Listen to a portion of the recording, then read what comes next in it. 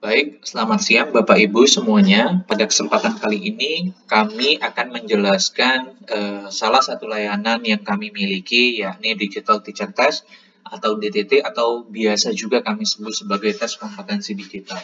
Apa sih DTT ini atau Digital Teacher Test ini?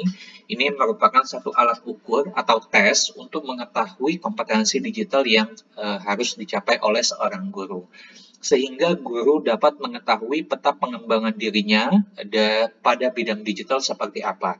Jadi kita akan melihat di situ knowledge literasi digitalnya.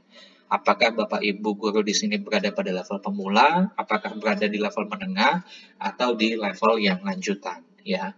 Nah, Bapak Ibu, tes ini merupakan assessment, ya, semacam survei juga, kemudian juga untuk bisa dikatakan untuk memotret diri kita atau melihat positioning kita sesuai dengan level yang ada. Nah, kami di Socrates atau di BINUS melihat bahwa hari ini kompetensi digital merupakan salah satu kompetensi untuk menjawab tantangan dan perubahan paradigma pendidikan di abad 21 terkait dengan aspek digital yang ada hari ini. Nah, kemudian ini sebagai gambaran, sampai dengan bulan Februari kemarin, kira-kira ada sekitar 2.230 guru yang sudah mengikuti tes ini dari 159 unit sekolah di Indonesia. Ini dalam kurun waktu 5 sampai dengan 6 bulan ya, Bapak Ibu. Nah, mengapa sih Digital Teacher Test? Yang pertama adalah untuk memfasilitasi level kompetensi digital guru, mulai dari guru pemula sampai dengan guru innovator, kemudian untuk mengidentifikasi capaian kompetensi digital Bapak Ibu guru, gitu ya. Ada 6 kompetensi digital yang akan diujikan di sana. Nah, kita akan bisa lihat di kompetensi mana yang nanti dia sudah bagus dan mana yang belum berhasil ya, atau belum lulus. Yang ketiga adalah untuk mengetahui peningkatan kompetensi digital per level secara berkesinambungan, ya. Yang keempat adalah menampilkan hasil tes dalam bentuk profil matrix digital. Artinya nanti setelah tes Bapak Ibu gitu ya, bisa langsung mendownload hasilnya, bisa langsung melihat pada saat itu juga. Yang kelima adalah untuk mempermudah yayasan atau kepala sekolah untuk bisa mengidentifikasi kebutuhan pelatihan selanjutnya. Artinya ini bisa menjadi dasar data pada saat sekolah atau yayasan ingin memberikan penugasan pelatihan kepada Bapak Ibu guru.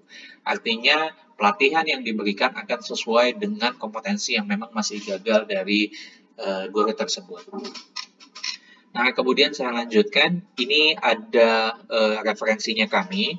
Ini salah satu referensi yang kami gunakan pada saat kami mengembangkan Digital Teacher Test di sini. Ini merupakan framework kompetensi digital yang dimiliki oleh Dikom Edu dari European Commission. Ini yang coba dilihat dan ditelaah secara lebih jauh oleh subject matter expert di kami, yang pada akhirnya dilihat ini bisa menjadi salah satu dasar yang baik pada saat Socrates atau BINUS mengembangkan Digital Teacher Test ini. Tentu dengan beberapa penyesuaian-penyesuaian sesuai dengan karakteristik guru yang ada di Indonesia. Nah, kemudian ini adalah gambaran matriks kompetensinya. Di dalam DTT ini ada 6 kompetensi di sini yang akan diujikan, mulai dari keterlibatan profesional hingga bagaimana memfasilitasi kompetensi kepada peserta didik. Ada 3 leveling besarnya, pemula, menengah, dan lanjutan, di mana masing-masing level besar ini ada sub-levelnya lagi yang lebih kecil yang dikatakan sebagai A1 sampai dengan C2. Keterangan dari A1 sampai dengan C2 dapat dilihat di sebelah kanan.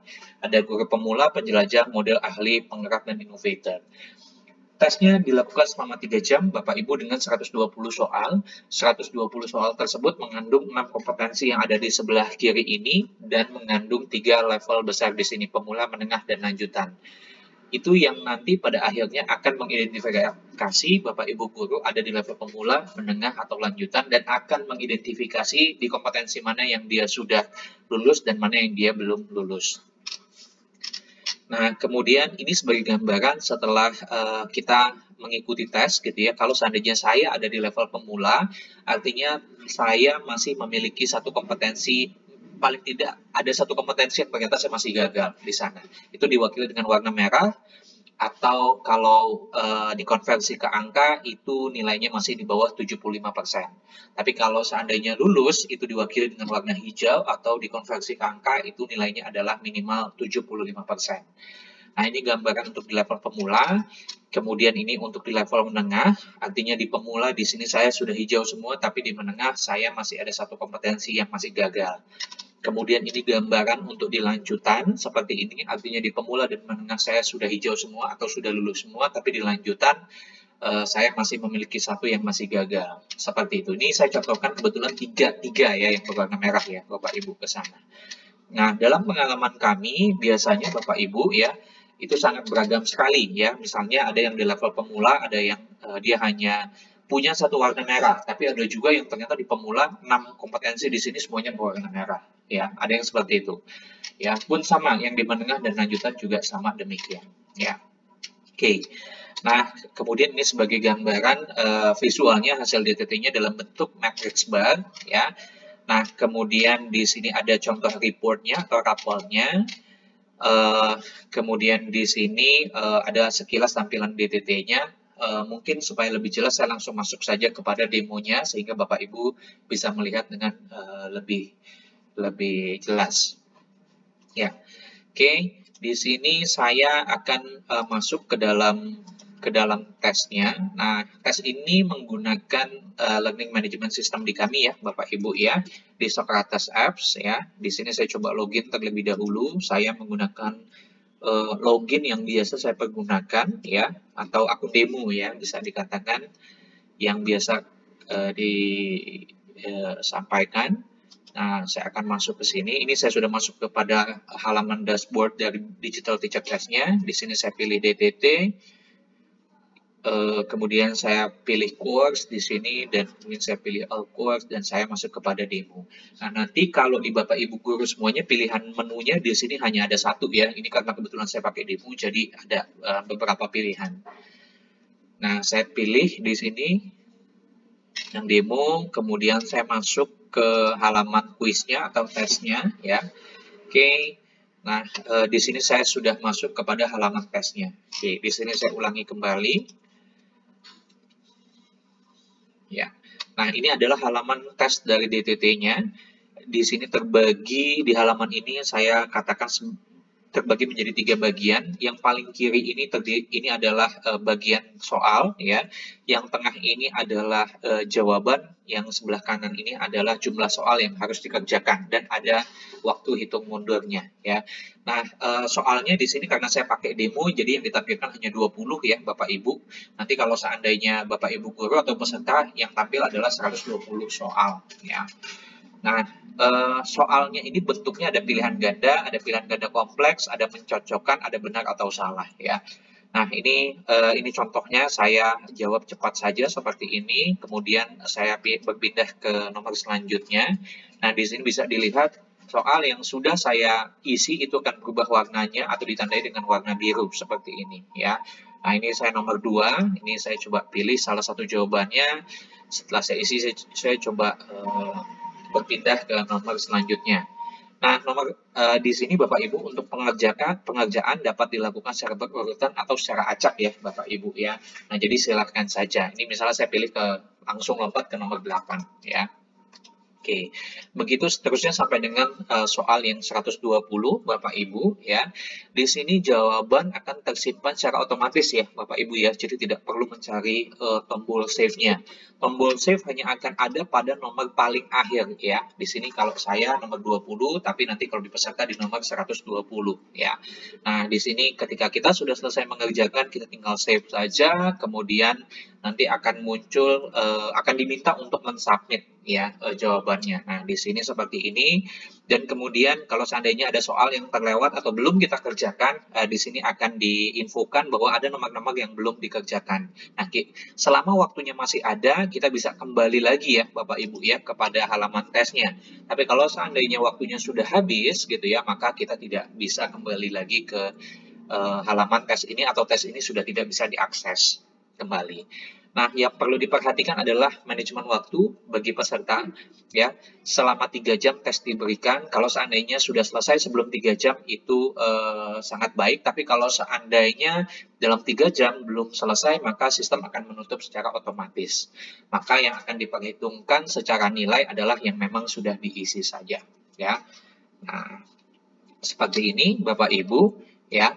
Nah, kemudian juga Bapak Ibu, kalau seandainya nanti pada saat pengerjaan Bapak Ibu memiliki kendala, misalnya tiba-tiba internetnya mati, atau mungkin laptopnya mati, atau mungkin handphonenya juga mati gitu ya, itu Bapak Ibu ya tinggal diaktifkan lagi saja login dari awal, kemudian tinggal melanjutkan soal yang belum dikerjakan. Jadi tidak perlu mengerjakan dari awal.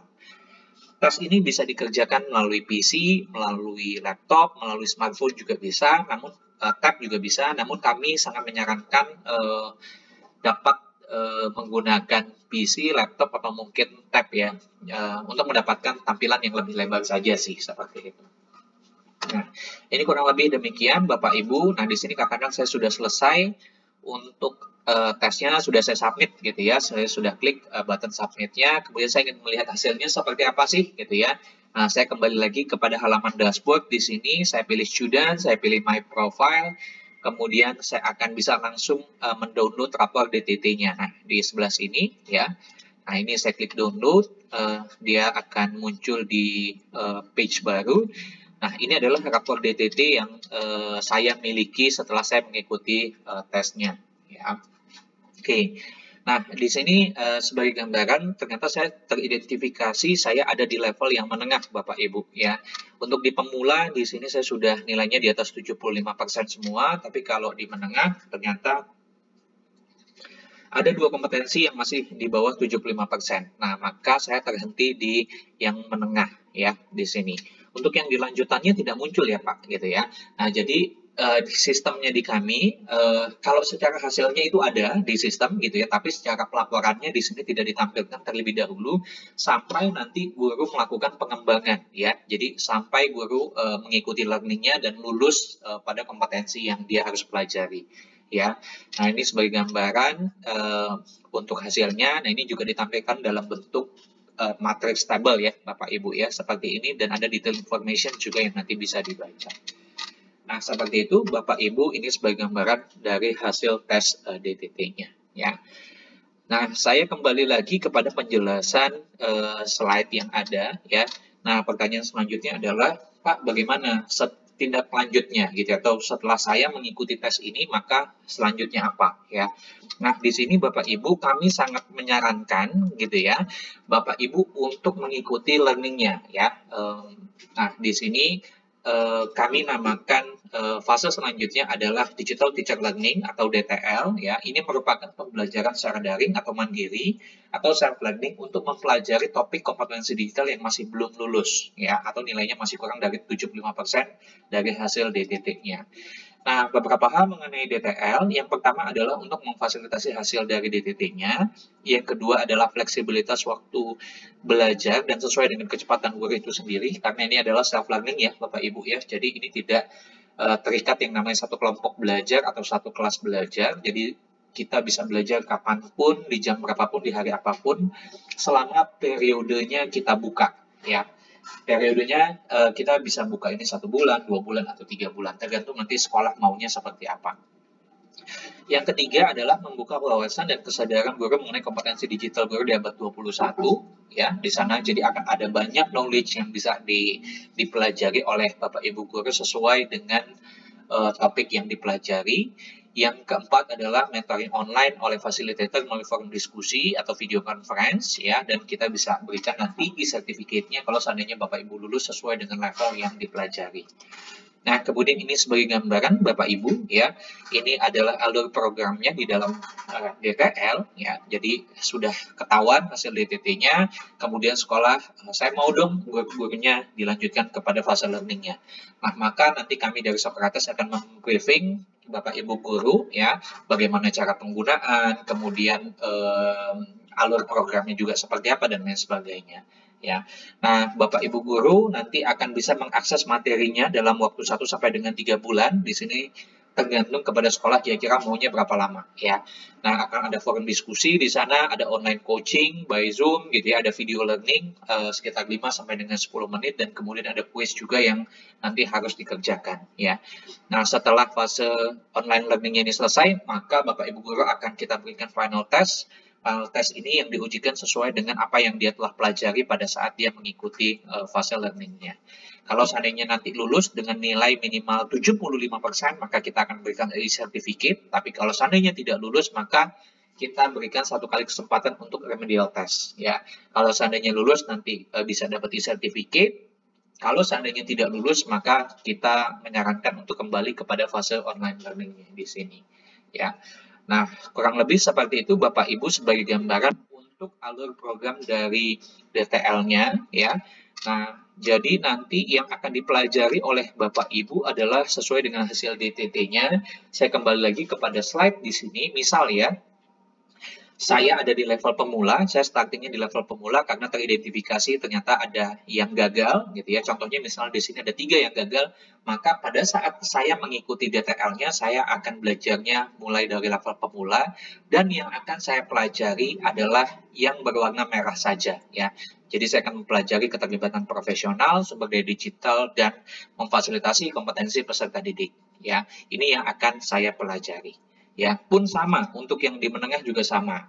Ya, artinya kalau seandainya saya teridentifikasinya ada di level menengah, artinya saya akan belajarnya mulai materinya itu di level menengah dan sesuai kompetensi yang saya masih gagal saja. Seperti itu. Jadi tidak semua kompetensi kita akan pelajari ya. Kalau seandainya memang sudah naik lulus, maka itu akan diabaikan ya. Jadi prioritasnya adalah yang memang masih berwarna merah. Ya, pun sama untuk yang dilanjutan juga sama. Oke. Baik, kemudian ya ini sebagai gambaran halaman menunya pada saat mengakses materi kompetensi digitalnya. Jadi setiap topik nanti setiap kompetensi, mohon maaf, itu akan terdiri dari 2 topik gitu ya. 2 topik di sini, ini contohnya seperti ini. Jadi misal di keterlibatan profesional tadi ada A1 dan A2. Nah, A1 ini sudah ada topiknya, sudah ditentukan, dan A2 juga sudah ditentukan gitu ya. Topiknya, kemudian ada video yang nanti bisa diakses untuk masing-masing topik, dan ada kuis juga yang bisa diakses untuk masing-masing topik seperti itu. Nah, mungkin itu Bapak Ibu semuanya sebagai gambaran atau penjelasan berkaitan dengan Digital Teacher Test dan Digital Teacher Learning. Semoga video ini bermanfaat untuk Bapak Ibu semuanya. Terima kasih, selamat siang.